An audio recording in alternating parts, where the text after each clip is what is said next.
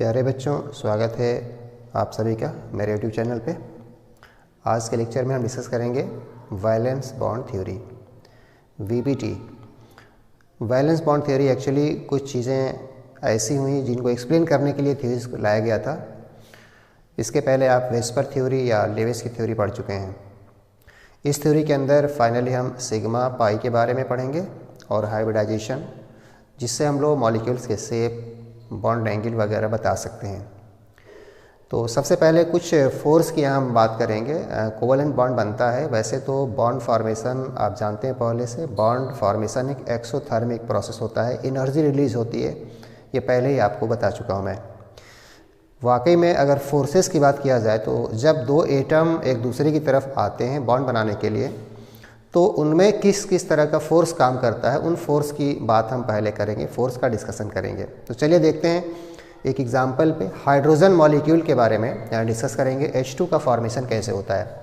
तो जैसे मान लीजिए ये हाइड्रोजन एटम है ये, और इसका ये न्यूक्लियस है। न्यूक्लियस पे आप जानते हैं चार्ज पॉजिटिव होता है, ऑर्बिट में इलेक्ट्रॉन जो है घूम रहा है। और उसी तरह से मान लीजिए सेकेंड हाइड्रोजन है, उसका न्यूक्लियस है जिस पे चार्ज पॉजिटिव है न्यूक्लियस में, और एक इलेक्ट्रॉन जो कि इसके ऑर्बिट में घूम रहा है। ये दो अलग अलग हाइड्रोजन एटम है। मान लीजिए ये हाइड्रोजन एटम ए है और ये हाइड्रोजन एटम बी है। सपोज करिए ये दोनों आपस में बॉन्ड बनाना चाहेंगे, मिलना चाहेंगे, कम्बिनेशन होना चाहेगा। तो इसमें थोड़ा फोर्स की बात किया जाए तो अगर कोई एटम अकेला है तो उसके न्यूक्लियस और इलेक्ट्रॉन के बीच जो है फोर्स काम करेगा। ये अट्रैक्टिव फोर्स होगा, हालांकि ये घूमता रहता है, आप जानते हैं।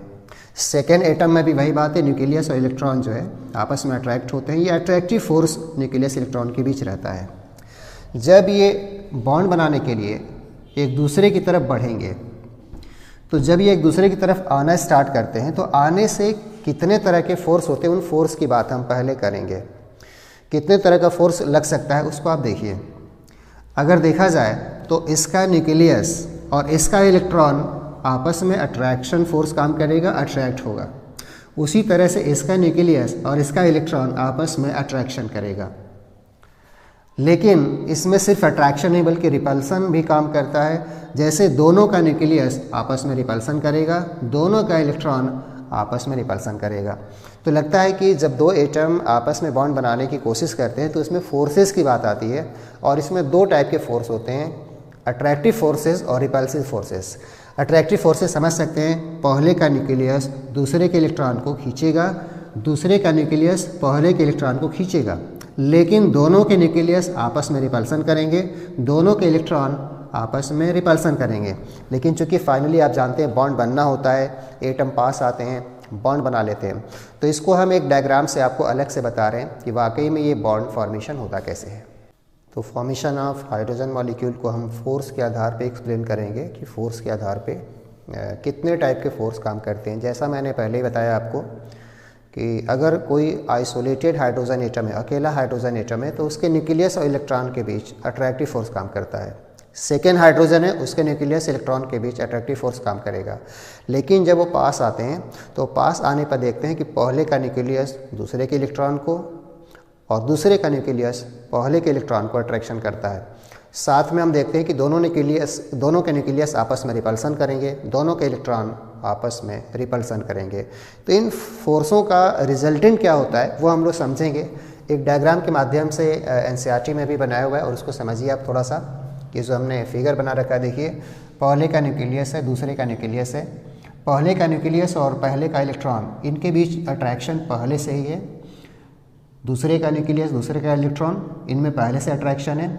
आप जानते हैं जब ये पास आएंगे तो इसमें से होगा ये कि पहले का न्यूक्लियस दूसरे के इलेक्ट्रॉन को, देखिए न्यूक्लियस ऑफ ए और इलेक्ट्रॉन ऑफ बी, ये नया फोर्स काम करता है।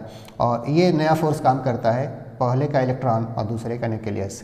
तो लगता है कि इसमें अट्रैक्टिव फोर्सेस देखा जाए तो आपको ये जो दिखाई दे रहा है, जो डॉटेड लाइन है, ये अपने न्यूक्लियस अपने इलेक्ट्रॉन को अट्रैक्ट करता है, सेकंड का अपना न्यूक्लियस अपने इलेक्ट्रॉन को अट्रैक्ट करता है। तो इन फोर्सेस को हम ओल्ड फोर्सेस कहते हैं क्योंकि ये पहले से रहता है। लेकिन अगर देखा जाए तो पहले का न्यूक्लियस अगर दूसरे के इलेक्ट्रॉन को खींचता है तो इसको न्यू फोर्स कहते हैं, न्यू फोर्स।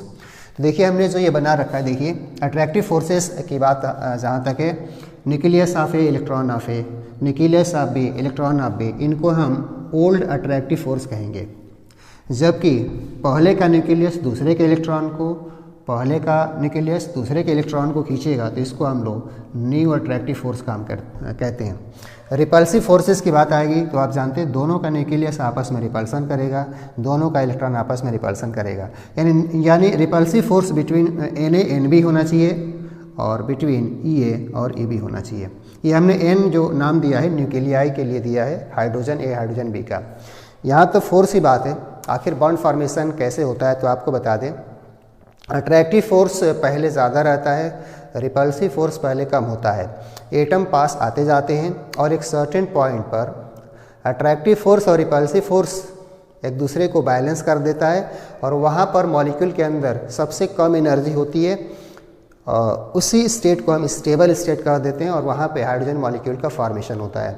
तो फाइनली ये अट्रैक्शन शुरू में ज़्यादा रहता है एटम के बीच, रिपल्सन कम रहता है। एक सर्टेन डिस्टेंस पे आने के बाद हम देखते हैं कि फाइनली अट्रैक्टिव फोर्स और रिपल्सिव फोर्स एक दूसरे को बैलेंस कर देते हैं, हाइड्रोजन एटम कंबाइंड हो जाते हैं, बॉन्ड फॉर्मेशन हो जाता है और वह स्टेट जो होती है सबसे स्टेबल स्टेट होती है। तो इसको हम एक ग्राफ के माध्यम से आपको बताने वाले हैं। ग्राफ के माध्यम से देखिए इसको, तो इस कर्व के माध्यम से समझिए H2 मॉलिक्यूल का फॉर्मेशन कैसे होता है। तो जैसा पहले ही बताया कि हाइड्रोजन एटम दूर हों, अलग अलग हों, आइसोलेटेड हों, तो उनकी अपनी जो भी अवस्था रहेगी। फिर वो जब वो पास आते हैं अट्रैक्शन होता है। हालांकि हमने बोला था कि अट्रैक्शन रिपल्सन दोनों काम करता है। फिर एक सर्टेन दूरी आने के बाद अट्रैक्शन और रिपल्सन बैलेंस कर देता है और वो रुक जाते हैं, मतलब बॉन्ड फॉर्मेशन करते हैं। तो देखिए इसमें हमने ग्राफ के माध्यम से बताया आपको, जैसे दो हाइड्रोजन देखिए दूरी पर हैं और हम मानते हैं कि अलग अलग हैं, डिस्टेंस पे हैं, तो उस समय इनकी एनर्जी ज़ीरो मानते हैं, अपनी एनर्जी ज़ीरो है। फिर ये जैसा देख सकते हैं ये जो एक्सिस बना है इंटरन्यूक्लियर डिस्टेंस, यानी शुरू में इनके बीच डिस्टेंस ज़्यादा था, फिर ये पास आना स्टार्ट किए। जैसा कि ये कर्व बना हुआ है देख सकते हैं, पीछे की तरफ आइए, यहाँ पर और पास आ गए यहाँ पर, तो देख सकते हैं एनर्जी इनकी कम होने लगी। आप जानते हैं ना अट्रैक्शन से एनर्जी कम होती है, तो पोटेंशियल एनर्जी कम हो जा रही है और कम हो जा रही है। और एक सर्टेन डिस्टेंस के बाद देखिए यहाँ पर ये इन्होंने ओवरलैपिंग कर ली है, यानी यहाँ पे बॉन्ड फॉर्मेशन कर लिया है। और यहाँ पर बॉन्ड फॉर्मेशन जब हो जाता है तो इनकी एनर्जी एक मिनिमम पहुँच जाती है और यहाँ पर ये मॉलिक्यूल का फॉर्मेशन कर लेते हैं, स्टेबल हो जाते हैं, H2 बन जाता है। और यहाँ पर एनर्जी कंपाउंड की मिनिमम होती है, सिस्टम की मिनिमम होती है। इस एनर्जी को हम कभी कभी बॉन्ड एनर्जी का नाम देते हैं। तो ये जो लाइन बनी हुई है वास्तव में ये लाइन रिप्रेजेंट करता है बॉन्ड एनर्जी का। तो फाइनली देखा जाए तो बॉन्ड फॉर्मेशन जैसा बोला गया था एक्सोथर्मिक होता है। एक्सोथर्मिक इसलिए होता है क्योंकि अट्रैक्शन से एनर्जी रिलीज होती है। जब अलग अलग थे तो सिस्टम की एनर्जी ज़ीरो थी, जब पास आने लगे अट्रैक्शन होने लगा तो एनर्जी कम होने लगेगी, एनर्जी एक्चुअली रिलीज होती है, एनर्जी कम होने लगी। और फाइनली 74 पिकोमीटर जब उनके बीच दूरी आती है तो हम देखते हैं कि वो मॉलिक्यूल एक्सपेरिमेंटली ये सब ऑब्जर्व होता है, उस समय मॉलिक्यूल का फॉर्मेशन हो जाता है, सिस्टम की पोटेंशियल एनर्जी मिनिमम होती है। तो ध्यान रखिए, अगर आपसे पोटेंशियल एनर्जी का अगर पूछा जाए पोटेंशियल एनर्जी कितनी कम होती है तो आप बताएंगे। एक डाटा आपको बता दूं, असल में इसकी जो पोटेंशियल एनर्जी कम होती है 435.8 किलो जूल पर मोल। तो कहने का मतलब इस एनर्जी को कभी कभी हम बॉन्ड एनर्जी का नाम दे देते हैं। बॉन्ड एनर्जी का मतलब होता है एनर्जी जिससे हम H2 मॉलिक्यूल को डिसोसिएट करेंगे और उसमें जो एनर्जी एब्जॉर्ब होती है उसको बॉन्ड एनर्जी का नाम दे सकते हैं। तो देखिए इसको हम दूसरी तरह से बताते हैं। जैसे मान लीजिए हाइड्रोजन गैस के रूप में, मॉलिक्यूल के रूप में 435.8 किलो जूल पर मोल इसको एनर्जी दे दिया जाए तो ये एटम में ब्रेक भी हो सकता है। Hydrogen gas plus hydrogen gas, यानी जितना इसने बनने में रिलीज़ किया होगा एनर्जी, अगर उतना एनर्जी इसको अलग से दे दिया जाए मॉलिक्यूल को तो एटम में ब्रेक हो जाएगा। कहने का मतलब ये जो फॉर्मेशन होता है फाइनली देखा जाए तो दो तरह के फोर्सेस का कंपैरिजन होता है, अट्रैक्टिव फोर्स और रिपल्सिव फोर्स। एंड फाइनली यहाँ पर ध्यान रखिए इस स्टेट पर अट्रैक्टिव फोर्स और रिपल्सिव फोर्स दोनों बैलेंस हो जाता है और हाइड्रोजन दो एटम के बीच की दूरी न्यूनतम जो कि 74 पिकोमीटर हो जाती है, वहाँ मॉलिक्यूल का फॉर्मेशन होता है। तो ये तो रहा एक जनरल डिस्कशन। सबसे महत्वपूर्ण है वैलेंस बॉन्ड थ्योरी में आगे चल के ओवरलैपिंग का कंसेप्ट आता है, आप जानते हैं। ऑर्बिटल की जब ओवरलैपिंग होती है तो दो टाइप की ओवरलैपिंग की हम बात करते हैं, लीनियर ओवरलैपिंग और साइडवेज ओवरलैपिंग। जानते हैं लीनियर ओवरलैपिंग से बॉन्ड सिग्मा बनता है, फिर साइडवेज से पाई बनता है, ऑलरेडी पहले ही बता चुके हैं इसको। और इसी के आगे कॉन्सेप्ट आता है हाइब्रिडाइजेशन का। तो सबसे बड़ा जो इस थ्योरी के अंदर हम लोग टॉपिक पढ़ेंगे वो हाइब्रिडाइजेशन। तो हाइब्रिडाइजेशन देखने का एक तरीका आप जानते हैं, इलेक्ट्रॉन पेयर कैलकुलेट करके हम लोग बता सकते हैं, यानी बॉन्ड पेयर और plus lone pair central atom पे केवल देखा जाता है। सेंट्रल एटम पे बॉन्ड पेयर और लोन पेयर का सम करिए, 2 आता है, 3 आता है, 4 आता है, 5 आता है, 6 आता है, 7 आता है, उसके आधार पे हम हाइब्रिडाइजेशन लिख देते हैं।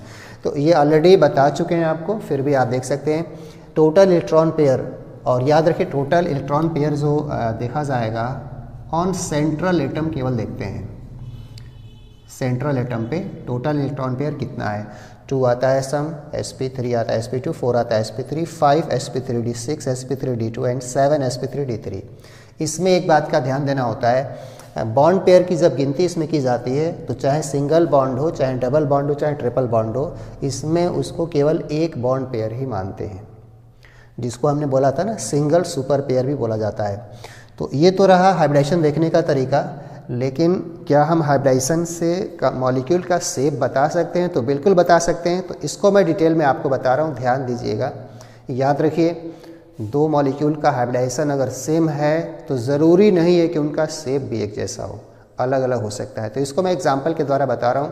तो ये हमने हाइब्रिडाइजेशन के टाइप के आधार पे शेप के बारे में लिखा है। ध्यान रखिए, दो मॉलिक्यूल का हाइब्रिडाइजेशन सेम है तो ज़रूरी नहीं है कि उनका शेप भी सेम हो, शेप अलग अलग हो सकता है। और इसको हम एग्जाम्पल के द्वारा बाद में बताएंगे, पहले समझ लीजिए।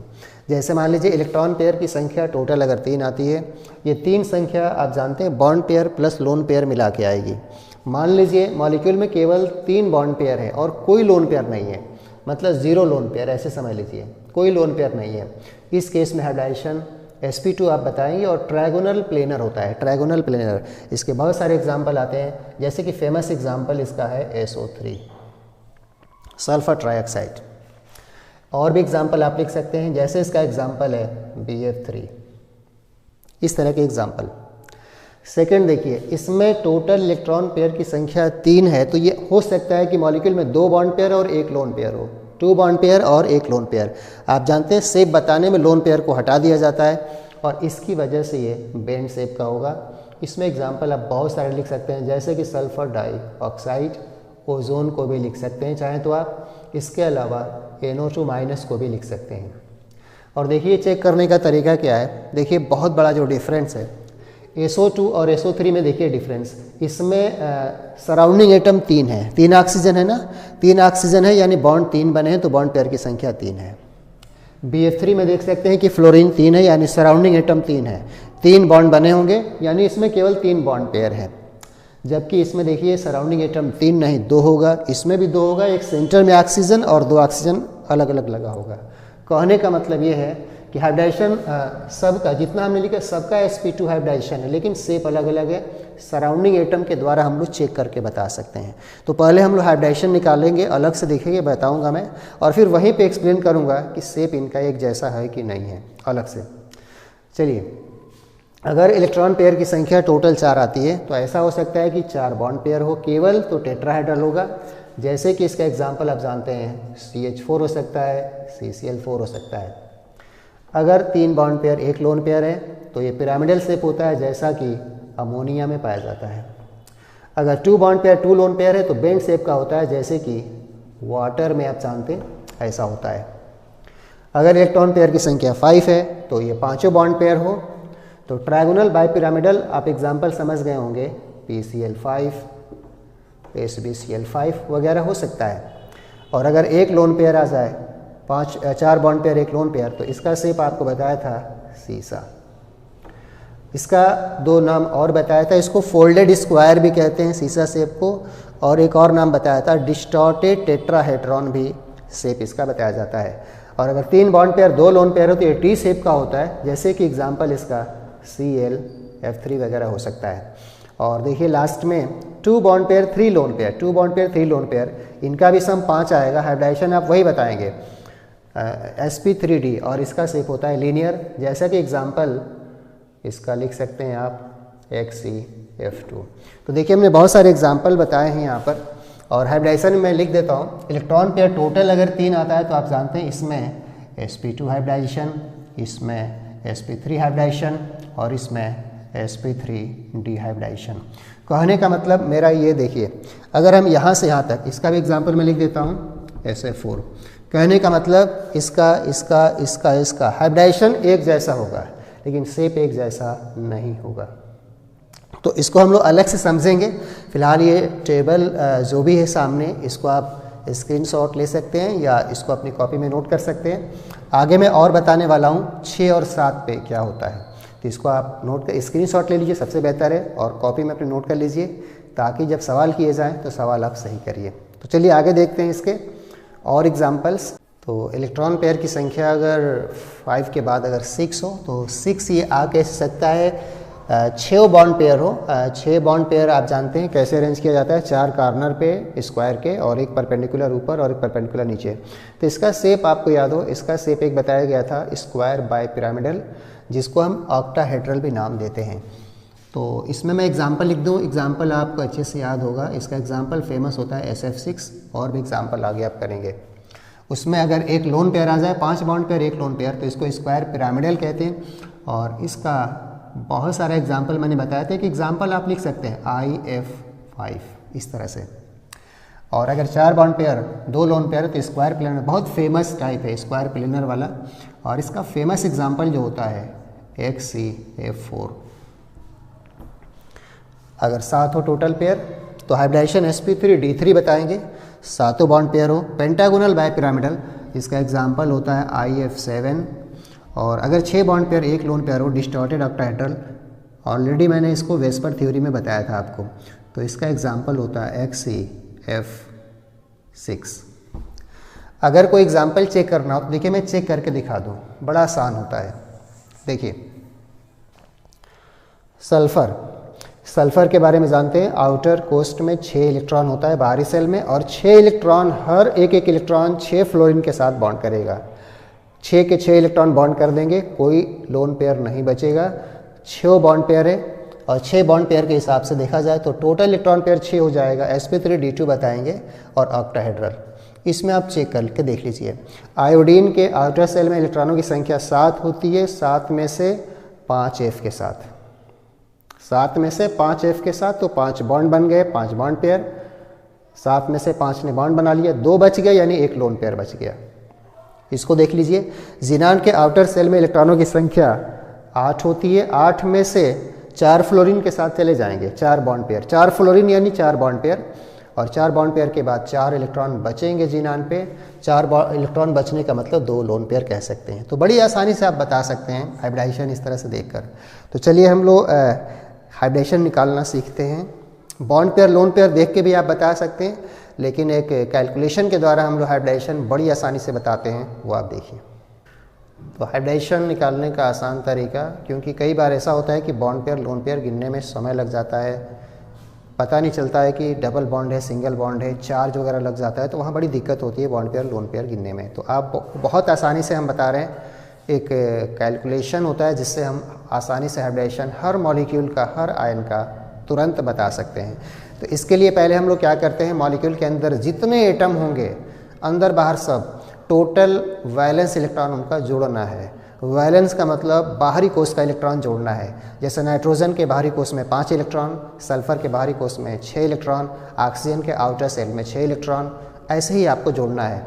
और सबका टोटल सम जब करेंगे तो टोटल सम निकालने के बाद हो सकता है मॉलिक्यूल न्यूट्रल है तो आपको कुछ नहीं करना है।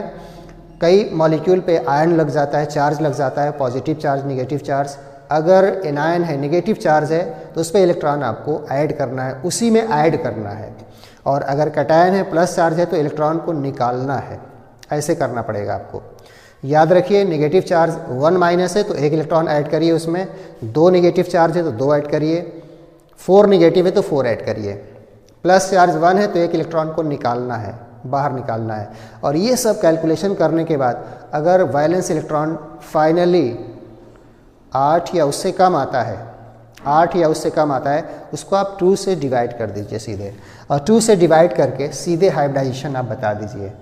तो देखिए, जैसे मान लीजिए ये सब प्रोसेस किया आपने, स्टेप सारे किया और वैलेंस इलेक्ट्रॉन फाइनली 8 आता है, उसको 2 ही से डिवाइड, 8 ही 8 से कम आएगा तो 2 से ही आपको डिवाइड करना है। सपोज करिए 2 से डिवाइड करेंगे, ये 4 बार कटेगा, 4 मतलब तुरंत आप बता दीजिए हाइब्रिडाइजेशन sp3। जानते हैं 4 मतलब इसमें 4 ऑर्बिटल है, s का 1 ऑर्बिटल, p के 3 ऑर्बिटल, तो 4 आए तो sp3 बता दीजिए। अगर मान लीजिए वैलेंस इलेक्ट्रॉन आपने ये सब किया, 6 आता है, 2 से काटिए, 3 बार जाएगा, 3 का मतलब sp2, बात खत्म। लेकिन कई बार ऐसा नंबर आता है जो 2 से कट नहीं पाता है, जैसे 7 इलेक्ट्रॉन है तो इसको काटेंगे तो आप जानते हैं 3 बार जाएगा, 3 बार जाएगा, 2 3 6, 3 बार जाएगा, आप जानते हैं 3 बार जाएगा, इसको कोसेंट कहते हैं, कोसेंट। लेकिन जानते हैं जब 3 बार जाएगा 2 3 6 तो एक बचेगा शेष, एक जो बचेगा, जो शेष बचेगा आप जानते हैं ना, उसको रिमाइंडर कहते हैं। रिमाइंडर इसमें ऐड करना है अगर रिमाइंडर आता है तो 3 + 1 4 आ जाएगा, sp3 बता देंगे हम। यानी अगर नंबर कटने लायक ना हो तो उसमें जो शेष आता है उसको जोड़ देते हैं, जैसे 2 3 6 3 हो गया और एक इसमें शेष बच गया, 3 + 1 4 यानी sp3। तो ये तो हमने ऐसे ही बता दिया आपको। अब असली चीज़ आ जाती है आज के लेक्चर में, सबसे महत्वपूर्ण बात, फाइनली हम लोग अलग अलग मॉलिक्यूल का आयन का हाइब्रिडाइजेशन कैसे निकालते हैं। तो हम लोग हाइब्रिडाइजेशन निकालना सीखते हैं बहुत आसानी से, कुछ एग्जाम्पल का। वैसे तो आप दूसरे तरीके से भी निकाल सकते हैं, बॉन्ड पेयर लोन पेयर जोड़कर भी निकाल सकते हैं, लेकिन ये वाला जो मेथड है आयनों वगैरह में बड़ा यूज़फुल है। तो चलिए हम लोग हर तरह के एग्जाम्पल करते हैं इस पर। सपोज करिए CH4, तो आप जानते हैं इसमें जितने भी एटम है सबके वैलेंस इलेक्ट्रॉन जोड़े जाएंगे। कार्बन के वैलेंस सेल में, कार्बन के आउटर सेल में इलेक्ट्रॉनों की संख्या कितनी होती है? कार्बन का एटॉमिक नंबर 6 होता है, 6 को हम बांटेंगे तो 2 और 4। कार्बन का एटॉमिक नंबर 6 होता है, तो उसमें अगर ऑर्बिट में भरेंगे तो पहले ऑर्बिट में 2, दूसरी में 4, यानी कार्बन के आउटर कोर्स में 4 इलेक्ट्रॉन होता है। तो 4 इलेक्ट्रॉन कार्बन का हो गया, ये कार्बन के लिए। और हाइड्रोजन में तो एक ही इलेक्ट्रॉन होता है और 4 हाइड्रोजन है, तो चारों हाइड्रोजन का मिला देंगे, 4 × 1 इलेक्ट्रॉन। हाइड्रोजन में 1 इलेक्ट्रॉन होता है, तो 4 ये 4 मिला देंगे तो 8 इलेक्ट्रॉन हो गया। और जब ये फाइनली नंबर आ गया तो इसको 2 से काटेंगे तो ये 4 बार कट गया, आंसर आ गया sp3। ये नंबर आपको ध्यान देना है, आउटर सेल का होता है। चलिए हम लोग और देखते हैं। अमोनिया, नाइट्रोजन के आउटर सेल में इलेक्ट्रॉनों की संख्या 5 होती है, ध्यान रखिए, क्योंकि नाइट्रोजन का एटॉमिक नंबर 7 होता है, 7 को भरेंगे तो 2 और 5, आउटर सेल में 5 होगा। प्लस हाइड्रोजन 3 बार है और हाइड्रोजन में 1 इलेक्ट्रॉन ही होता है केवल, तो तीनों हाइड्रोजन का मिला के 3 इलेक्ट्रॉन और 5, इसको भी मिला देंगे तो बिल्कुल ऊपर वाले की तरह 8 इलेक्ट्रॉन इसमें भी आ गए। 2 से इसको काटेंगे 4 बार जाएगा, sp3। वाटर का H2O का देख लीजिए, H2O इसमें अगर देखा जाए तो हाइड्रोजन देखिए 2 बार है, तो 2 इलेक्ट्रॉन हाइड्रोजन वाले हो गए। और ऑक्सीजन के आउटर सेल में इलेक्ट्रॉन 6 होता है, ऑक्सीजन में 6 होता है, आप जानते हैं एटॉमिक नंबर 8 होता है, 2 और 6, तो 2 इलेक्ट्रॉन H के और 6 ऑक्सीजन वाले मिलाकर 8, इसको भी 2 से डिवाइड करेंगे तो आंसर आपका 4 आएगा, यानी कि sp3। अब देखिए इन चारों का, मतलब फिलहाल इन तीनों का हाइब्रिडाइजेशन सेम आ गया, लेकिन इन तीनों का शेप एक जैसा नहीं है। शेप एक जैसा इसलिए नहीं है क्योंकि इसमें देखा जाए तो इसमें हाइड्रोजन 4 बार है, सराउंडिंग एटम 4 है, इसमें सराउंडिंग एटम 3 है और इसमें सराउंडिंग एटम 2 है। यानी इन तीनों को एक साथ कह सकते हैं। देखिए CH4, NH3 और वाटर, इनके बारे में कह सकते हैं similar hybridization but dissimilar shape.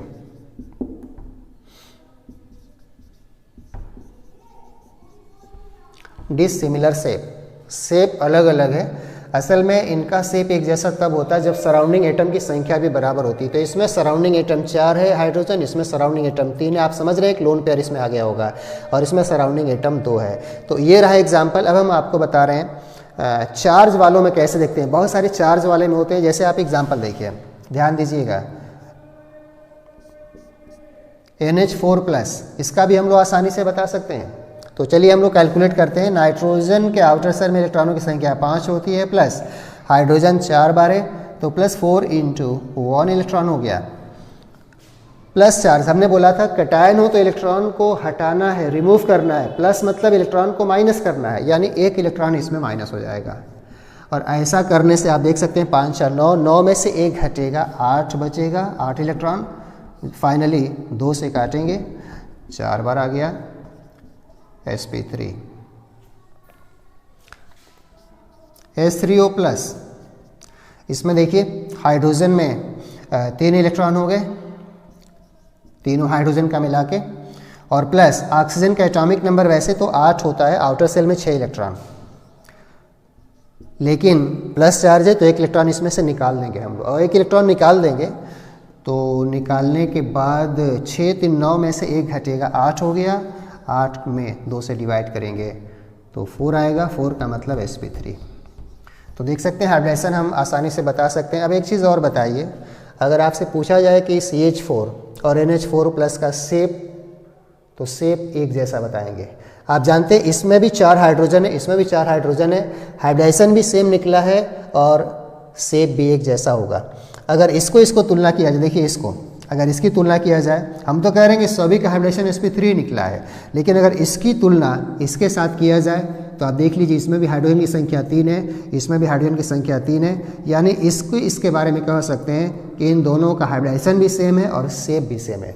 मैं यहाँ अलग से लिख देता हूँ, देखिए ध्यान से, जैसे कि NH3 और H3O+ एक साथ दिया जाए तो आप इन दोनों के बारे में क्या कहेंगे? इन दोनों के बारे में कहेंगे सिमिलर हाइब्रिडाइजेशन, सिमिलर शेप। तो और एग्जाम्पल हम आगे बता रहे हैं, कुछ और एग्जाम्पल देखिए आप। CH3-, कार्बन में इलेक्ट्रॉन 4, 3 हाइड्रोजन है, 3 इलेक्ट्रॉन, 1 हाइड्रोजन का 1, चार्ज निगेटिव है। देखिए एनायन हो, निगेटिव है तो 1 इलेक्ट्रॉन और ऐड करेंगे, जोड़ते हैं, 4 3 7, 7 1 8 बटा 2, 4 sp3। CH3+, कार्बन में इलेक्ट्रॉन 4 हो गए, हाइड्रोजन 3 है तो 3 इसके हो गए, और प्लस चार्ज में बताया था 1 इलेक्ट्रॉन घटाते हैं, प्लस में घटाते हैं इलेक्ट्रॉन, 4 3 7, 7 में से 1 कम हो गया, 6, 2 से काटेंगे 3 बार, देखो ये अलग आ गया sp2। और sp2 में जैसा बताया था ना, sp2 में शेप 2 तरह का बताया था। sp2 में शेप या तो ट्रायगोनल प्लेनर होगा या तो बेंट होगा। क्योंकि इसमें सराउंडिंग एटम 3 है इसलिए आप ट्रायगोनल प्लेनर कहेंगे।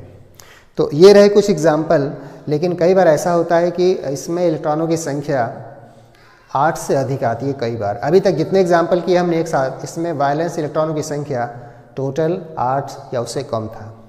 लेकिन अगर वैलेंस इलेक्ट्रॉन जो जोड़ा जाता है कई बार 8 से अधिक आता है, यानी 15 20 25 40 वगैरह, तो उसके लिए क्या करते हैं देख लीजिए। If valence electron, net valence electrons is greater than 8, अगर 8 से अधिक हो, देन डिवाइड बाई 8, उसको 8 से डिवाइड करेंगे और 8 से डिवाइड करके हम लोग हाइब्रिडाइजेशन बता देंगे। तो चलिए मैं एग्जाम्पल बता रहा हूँ, देखिए साथ तुरंत। जैसे मान लीजिए 16 इलेक्ट्रॉन आया सपोज करिए, किसी केस में इसको 8 से काटना, 8 से डिवाइड करना है, 2 बार गया, 8 दूनी 16, sp2 पे sp बताना है, पहले बताया था। 24 इलेक्ट्रॉन आता है, इसको भी 8 से ही काटिए, ये पूरा कटने वाला है 3 बार, sp2। 32 इलेक्ट्रॉन आता है किसी केस में, इसको भी 8 से काटिए, 4 बार, sp3। तो ये तो कटने वाले नंबर है, आसानी से आप बता ले रहे हैं। लेकिन हम और ऐसा भी नंबर आ सकता है जो 8 से 9 कटे, तो उसके लिए क्या करेंगे देखिए। मान लीजिए 25 इलेक्ट्रॉन अगर है, इसको भी 8 से काटिए, 8 तिलिक 24, 3 बार गया, 8 तिली का 24 3 बार कटेगा, कोसेंट इसका भागफल इसका 3 है। 8 तिली का 24 3 हमने लिख दिया, इसमें शेष बचेगा 8 तिली का 24 यानी एक शेष बचेगा। तो इसमें शेष जो बचेगा रिमाइंडर 1 आएगा, आर मतलब रिमाइंडर, उसको जोड़ दीजिए 3 और 1 4, 4 का मतलब sp3। तो ये नंबर कटा नहीं था इसलिए हमने रिमाइंडर जोड़ा इसमें। 8 तिली का 24 3 बार गया, एक शेष बचेगा, जोड़ेंगे 3 और 1 4 sp3। अब देखिए इसमें बहुत से ऐसे भी नंबर आ जाते हैं जिनको ध्यान देना पड़ता है। जैसे मान लीजिए 22 इलेक्ट्रॉन आ जाए, ध्यान दीजिएगा, अगर इसको 8 से हम काटते हैं तो ये 2 ही बार कटेगा। 8 दूनी का 16, 8 दूनी का 16 यानी कोसेंट इसका 2 रहेगा। लेकिन ये बताइए इसमें रिमाइंडर 8 दूनी का 16, 16 और 6 22 यानी इसमें रिमाइंडर 6 है। देख लीजिए ये नंबर हम कैसे लिख रहा हूँ कुछ समझिए। 8 दूनी का 16 होता है तो 2 बार गया 16, 22 में से 16 घटेगा तो 6 बचेगा। देखिए जब रिमाइंडर 1 बचता है ना तो जोड़ देते हैं, लेकिन रिमाइंडर अगर 1 से ज़्यादा बचे, जैसे 2 बचे, 3 बचे, 4 बचे, 5 बचे, अगर रिमाइंडर ज़्यादा आता है तो इस रिमाइंडर को पुनः 2 से काटना पड़ता है। अगर 1 से ज़्यादा आता है तो 1 आएगा तो आप जोड़ दीजिए, आंसर बता दीजिए। तो इसमें रिमाइंडर 6 आया था, 2 से काटेंगे तो ये 3 बार गया और उसके बाद इसको जोड़ देते हैं, क्योंकि ये कट चुका है रिमाइंडर, 3 बार कट गए, 2 3 6, 2 और 3 जोड़ दीजिए, 2 और 3 मिलाकर कर देंगे 5। तो ये कैसे हो रहा है समझ रहे हैं आप इस तरह से। तो चलिए हम लोग एग्जाम्पल करते हैं, ये ऐसे ज़्यादा नहीं समझ में आएगा, जब हम लोग एग्जाम्पल करेंगे ना। हाँ फिर से मैं बता दूँ, अगर फाइनली संख्या 8 से अधिक आती है तो उसको 8 से काटिए, कट जाए तो डायरेक्ट आंसर बता दीजिए, न कटे रिमाइंडर 1 आए तो 1 को जोड़ दीजिए। अगर रिमाइंडर 1 से ज़्यादा आए, जैसे 2 3 4 5 आ जाए तो उसको 2 से काट कर और फिर काटने के बाद जो चीज़ें आती हैं उनको जोड़कर हम लोग बताते हैं। तो चलिए हम एग्जाम्पल से करते हैं, ऐसे नहीं, एग्जाम्पल समझिए। तो देखते हैं एग्जाम्पल। और इसमें कार्बन डाइऑक्साइड करिए इसको CO2, कार्बन में वैलेंस इलेक्ट्रॉन 4 हो गए, ऑक्सीजन में 6 होता है, 2 बार है, वैलेंस इलेक्ट्रॉन ऑक्सीजन में 6 होता है, 6 दूनी 12 और 4 16, 16 है तो 8 से काटना है, 8 दूनी का 16 पूरा पूरा कट गया sp। और देखिए बहुत से एग्जाम्पल आप डाइट कर सकते हैं। सल्फर डाइऑक्साइड SO2, सल्फर के आउटर सेल में 6 इलेक्ट्रॉन और 2 ऑक्सीजन, ऑक्सीजन में भी 6 होता है, 2 × 6, तो 6 दूनी 12 और 12 और 6 18 इलेक्ट्रॉन। ध्यान दीजिएगा ऑक्सीजन में भी 6, सल्फर में भी 6, 6 इसका हो गया, 6 दूनी 12 और 12 6 तिली 18। इसको 8 से काटेंगे, 8 दूनी 16, 2 बार जा रहा है केवल, ध्यान रखिए, 8 दूनी 16, 16 और इसमें रिमाइंडर भी 2 बचेगा, 8 दूनी 16, 16 और 2 18, रिमाइंडर 2 बचेगा। हमने बोला कि जब रिमाइंडर 1 से ज़्यादा हो तो इसको पुनः 2 से काट देंगे हम, और 2 से जब काट देंगे तो आ जाएगा 1, यानी 2 और 1 मिला देंगे तो आ जाएगा 3, 3 का मतलब होता है sp2। SO3 देखिए, सल्फर के आउटर सेल में 6 इलेक्ट्रॉन, ऑक्सीजन में भी 6 होता है लेकिन 3 बार है, 6 तिली 18 और 18 6 24, 8 से काटिए 3 बार, ये तो पूरा पूरा कट गया sp3।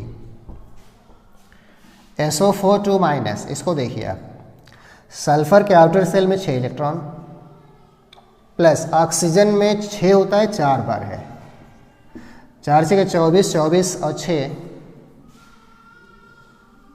30, और इसमें देखिए निगेटिव चार्ज है। हमने बोला था निगेटिव चार्ज हो तो इलेक्ट्रॉन जोड़ा जाना है, 2 इलेक्ट्रॉन, 2 निगेटिव है तो 2 जोड़ना है। तो 6 इलेक्ट्रॉन हो गए ये, 6 24, 24 से 30 और 30 2 हो गया 32 इलेक्ट्रॉन। और इसको हम 8 से काटेंगे तो पूरा कट जाएगा, 8 से का 32 यानी कि sp3।